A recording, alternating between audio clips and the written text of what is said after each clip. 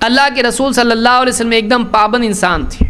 عائشہ رضی اللہ تعالیٰ فرماتی ہیں کان اذا عمل عملا اثبتہ، کہ جب اللہ کے رسول صلی اللہ علیہ وسلم کوئی عمل کرتے تو اس عمل پر آپ جم جاتے ہیں۔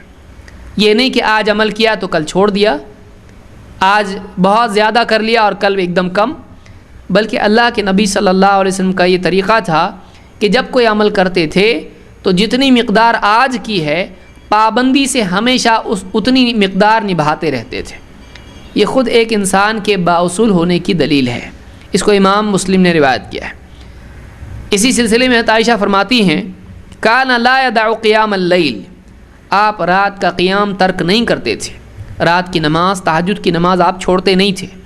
وکان اذا مرض او کسل صلی قاعدا، جب آپ کبھی بیمار پڑ جاتے یا آپ بہت تھکے ہوئے ہوتے تو آپ بیٹھ کے رات میں تہجد کی نماز پڑھتے تھے۔ آپ کبھی تہجد کی نماز نہیں چھوڑتے تھے، چاہے آپ بیمار ہو جائیں، چاہے آپ بہت تھکے ہوئے ہوں۔ ایک دم ہی بیمار اگر آپ ہو جاتے تو پھر آپ جب تہجد کی نماز نہیں پڑھ پاتے تو آپ اگلے دن 12 رکعتیں پڑھتے تھے زوال سے پہلے۔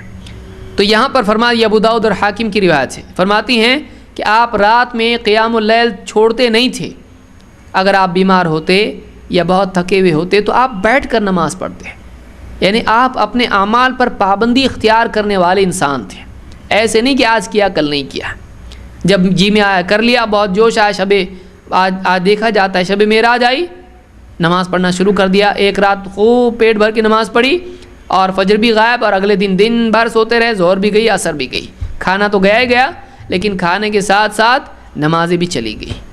تو ایسا نہیں، بلکہ اللہ کے نبی صلی اللہ علیہ وسلم فرائض کا تو اہتمام کرتے ہی تھے، آپ نوافل میں بھی پابندی اختیار کرتے تھے۔